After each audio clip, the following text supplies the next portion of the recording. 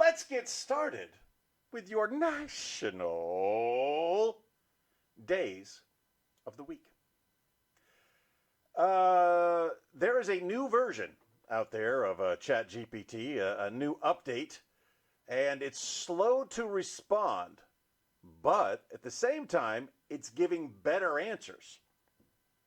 So it not only has it given me the thing, it gave me more things to go with the thing. Normally, I go down the list of the national days of the week, and I pick something at random. Then I started using ChatGPT, and I said, ChatGPT, give me some options.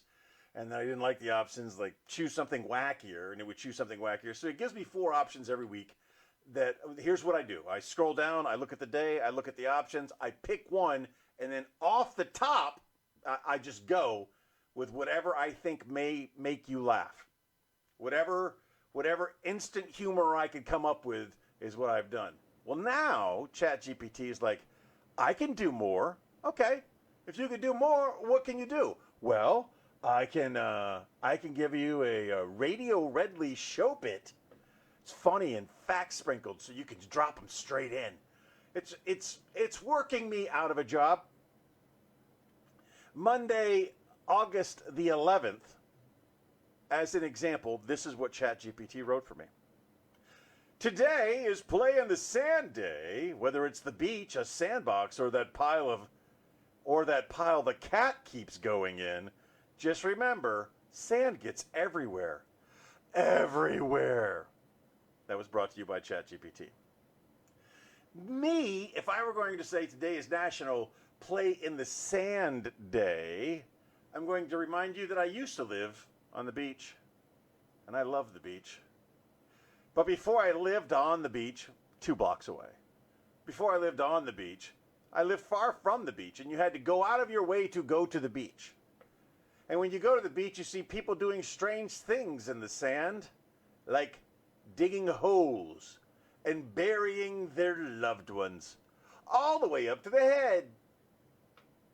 I would never let somebody bury me in sand, because I have always believed that quicksand is BS, that quicksand doesn't exist, at least in the way that it was always brought to our attention. Quicksand reference number 1 in my brain immediately, Gomer Pyle. It was a toss-up between the truth and a better answer. The truth is, it was an episode of Gomer Pyle USMC where they got stuck in quicksand, and that one stuck with me. The better answer would have been Blazing Saddles. Horses, don't get in horses, send a couple.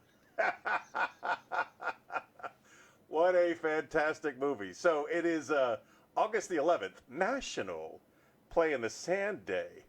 And if you're going to play in the sand, make sure it ain't quick. And have an escape plan. Don't let somebody bury you up to your neck if your body's down in and the tide's rolling in, because you're talking about a cement mixture. You're just missing the rocks. You don't want to do that. That's bad. Okay. Milkman Day, remembering when milk came in glass bottles to your door and you could leave cookies out, just in case. I get it. The computer thought that was funny. I don't. My favorite milkman of all times is Dave Chappelle. You would need to be a Dave Chappelle show, the Chappelle Show connoisseur. You would need to be a connoisseur of the Chappelle Show to know the skit where he is the milkman delivering milk to his favorite family. That is 2 days this week where that word is mentioned. It's toyed with. It is not said. The name of my comedy special I've always thought about it would be, yes, I said it, but not in a bad way. There's more to the story. I'm not going to share it with you. You'll have to catch me outside. National Milkman Day. That's August the 12th, which this year falls on a Tuesday. Wednesday, August the 13th, it's National Left-Handers Day, honoring 10% of the population who have to deal with right-handed scissors and smudged notebooks. Tony's version. Wednesday, August the 13th, it's National Left-Handers Day. How do you know when someone is left-handed? The same way you know if they do CrossFit or if they're vegan. They tell you. And this whole hemisphere of the brain thing where lefties are just more artsy and righties are more not artsy, and like in the Italian tradition of being left-handed is bad. Okay, you're not supposed to be left-handed. Left, sinistra, sinister. If you're writing with your left hand, you are evil. Most of the artists were left-handed. Most of the comedy people I know, at least the talented ones, are left-handed because they're artsy, okay? They do music and books and paintings and movies. They are left-handed people. But there's a limited number of them going around. The rest of us in this world are right-hand dominant. If you don't like that, well, tough. Because if your parents were any good, they would have did what my dad did and beat the left-handed out of my brother. It's okay that he beat the left-handed out of him because he's not artsy, and I don't think he was predisposed to being artsy because his brain wanted him to be left-handed, and my father said otherwise. No sinistra aquí. Mixing Spanish and Italian together. Yeah. So he beat the left-handed out of him, but the artsy never came. There it is. Wednesday, August 13th, National Left-Handers Day. From the ChatGPT script. Social Security Day. A reminder that retirement is closer than you think. Unless you're still paying off your student loans. Oh, ChatGPT, so funny. Oh. Or my version. Thursday, August 14th, it's National Social Security Day. And many of you will never experience the joys of Social Security. Many of you, I mean, it's not going to be there. It's going to be gone. It's in a lock box. They used to tell us the Social Security lock box was where all the money was hidden for Social Security. Make sure that the government couldn't steal the Social Security money. They put it in a locked box. Look it up. True story. They called it the Social Security lock box. But there was never any such thing. It was just hyperbole. It goes in the general fund, and they spend the money they take out of your check in addition to the money they already take out of your check, and in addition to the other money that they take out of your check, and they all put it into one thing, and they all use it as a re-enlistment funds, or not re-enlistment. What do they do? Re-election funds. It's all about buying your vote with your money. So, yeah, I don't know a lot about Social Security. I think you got to be 85 now to start collecting. You pay into it from your first day of legal work. From your first day of legal work, you pay into your Social Security. So I have been contributing to my Social Security for a very, very long time. I do not expect to ever see a dime from Social Security because they're going to, the future is they're not going to let it run out because, it's the government. But they are going to, means test it. If you still have two legs, well, you don't need Social Security. There are so many people in this country on Social Security who should not be on Social Security. Able-bodied men and women who have self-diagnosed their emotional issues to be non-functional members of society. That's where the cuts need to be, right then and there. And if you make it to 89 or 90 or whatever the new age is going to be for collecting Social Security, there shouldn't be any freaking strings attached. It should be without taxes because you paid your taxes, and the government should give you a little check. Now, that's not. Social Security is not meant to be a form of retirement. It's meant to be a little sustainment. You give us money your entire life, and at the end, we'll make sure you can buy some ramen. And not the good ramen either, like the 19 cents per package ramen that you buy in bulk and can sustain life for extended periods of time. That's Thursday, August 14th, National Social Security Day. Kool-Aid Day. Celebrating the drink mix that fueled childhood sugar highs and gave us that giant smiling pitcher who crashes through walls. Or my version. Friday, August 15th is National Kool-Aid Day. Oh, yeah. Did you ever think that Kool-Aid was voiced by Randy Macho Man Savage? Oh, yeah! No, apparently it wasn't. I felt it. I felt the difference in trying to do those two voices. ChatGPT thinks Kool-Aid filled your sugar-fueled dreams of the childhood. Not true. Kool-Aid was for people too poor to afford sugar. Kool-Aid could have just been dye. You want some water? I don't want any water. You want some red-colored water? Yes, please. This water doesn't taste good. Here's a gram of sugar. A single grain. Here, bloop. There you go. That was, because Kool-Aid was unsugared. And you had to add your sugar. Now, granted, that allowed you the ability to add sugar if you could afford sugar. Even when the government was giving out government cheese, they didn't give out sugar. And recently, they've started pulling back on sugar snacks for those people who got the EBTs. They got the EBITs. They're pulling back on the sugar snacks, and the reactions are priceless. No, my sugar-filled treats were not Kool-Aid. This is a straight-up ghetto check, man. Tahitian treat. Tahitian treat was the opposite of Kool-Aid. Kool-Aid was poor people making colored water.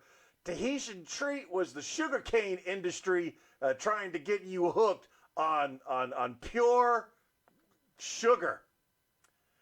Tahitian treat, do they still sell it? If they do, go to Martin Luther King Avenue in your city, because that's where you'll find it. Get you some ice cold Tahitian treat. Take a shot of that bad boy. Woo, man. That was like preschool crack. This was crack for, like, if the drug dealers didn't want to sell you crack because you were a child, even though you may have had money, they said, no, kid, go get some Tahitian treat. You'll be fine. Because they knew Tahitian treat was a gateway drug. Tahitian treat was going to give you just enough of the need for sugar. That, that's why crack looks like sugar.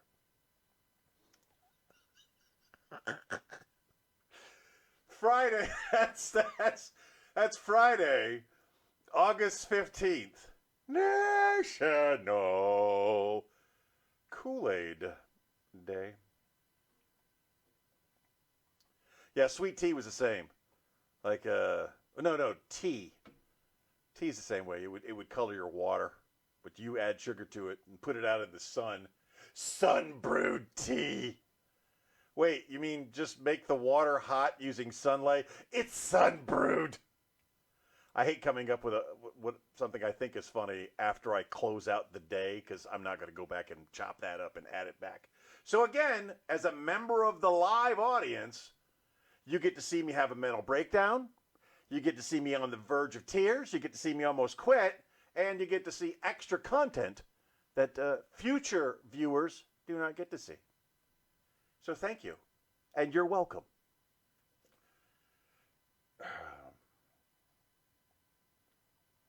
Saturday, August 16th. ChatGPT says, roller coaster day.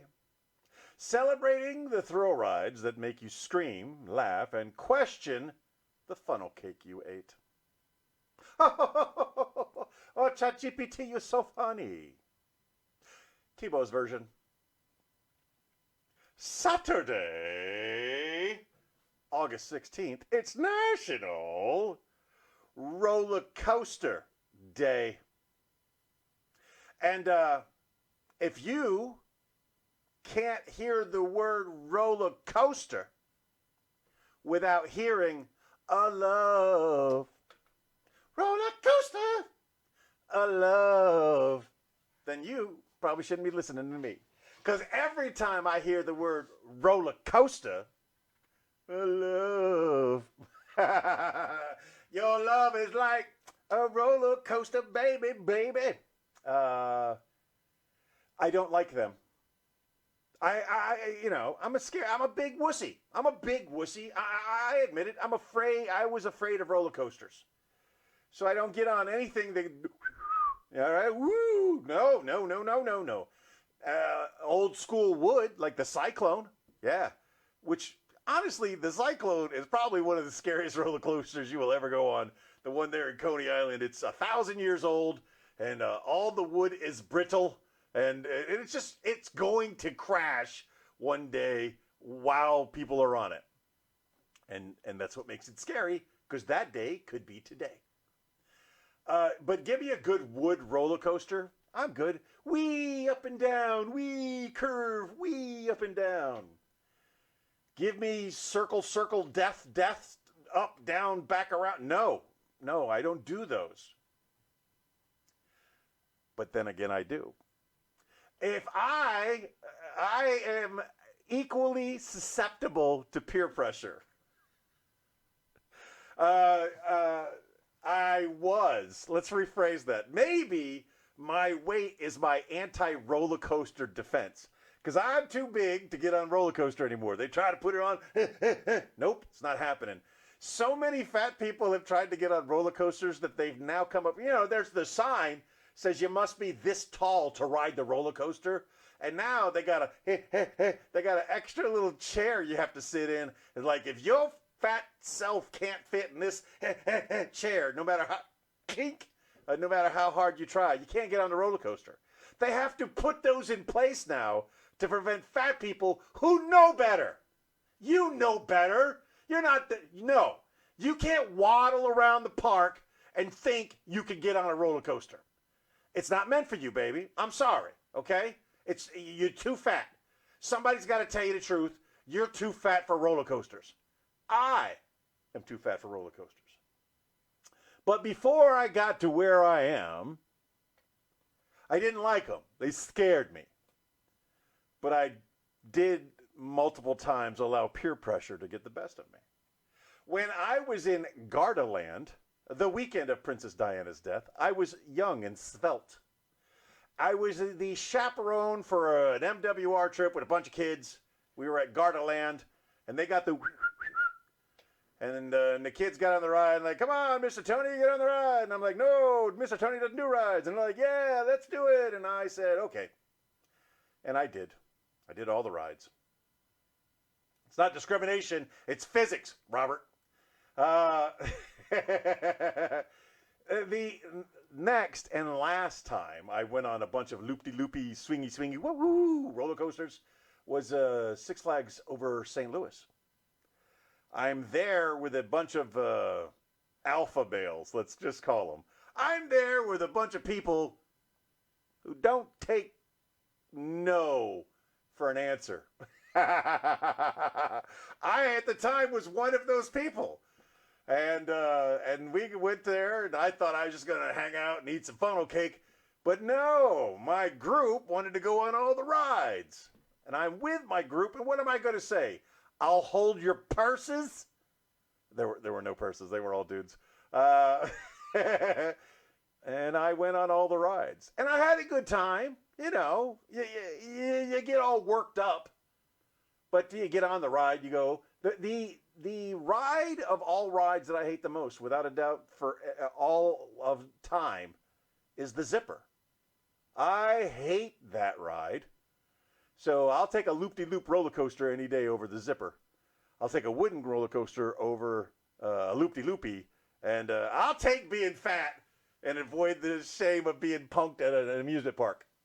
That is Saturday, August the 16th. National Roller Coaster Day. Sunday, August 17th. It's National Thrift Shop Day, where you find treasures, oddities, and occasionally a shirt that smells like 1983. I don't know why I'm starting to slip into an NPR voice when I read the ChatGPT version. It just feels appropriate. And here's my version. Sunday, August 17th, it's National Thrift Shop Day. Me personally, huge contributor to national thrift shops. Or thrift shops, not necessarily national. I buy good clothes and I wear them until I can't fit in them anymore. And then I would like to see them repurposed for something other than a landfill. Like I would love to see somebody, I paid $100 for the item and you can buy it for $3. It's clean. It fits you. You should be happy. There are people who go to thrift shops and they really enjoy it. I don't. I occasionally find myself in thrift shops, usually like the Navy Marine Corps Relief thrift shop, that one, the on base one. I'll go there and I'll peruse. And occasionally, especially, when you're active duty, there's a lot of uniform components that we pay a lot of money for. Yes, we get paid to buy our uniforms, but that money is better spent on hookers and beer. Here's the expectation from the government. Here you go, young man. Here is a bunch of money to buy your uniform items throughout the year. Now, don't you go spending that on anything other than uniform items, okay? And, you're like, sure, yeah, okay. A chug-a-lug, chug-a-lug. That is never a good idea. But if you go to the thrift store, other people who have been there before you and understand uniforms cost money, and there's really not a market for them outside of the military. And even that has a shelf life because we go through so many uniforms these days because we got nothing better to do than think about fabrics. So you donate your uniforms to the thrift store, and then your young sailors who spent all their uniform money on beer and hookers can then buy cheap uniform items that, for the most part, fit. Yeah, and they're used. They're used. We can't do blow in the military, Robert. That's why I didn't use that word. But normally I would use hookers and blow. Yeah, but that is a Sunday, August the 17th, National Thrift Shop Day. And that concludes this week's Days of the Week.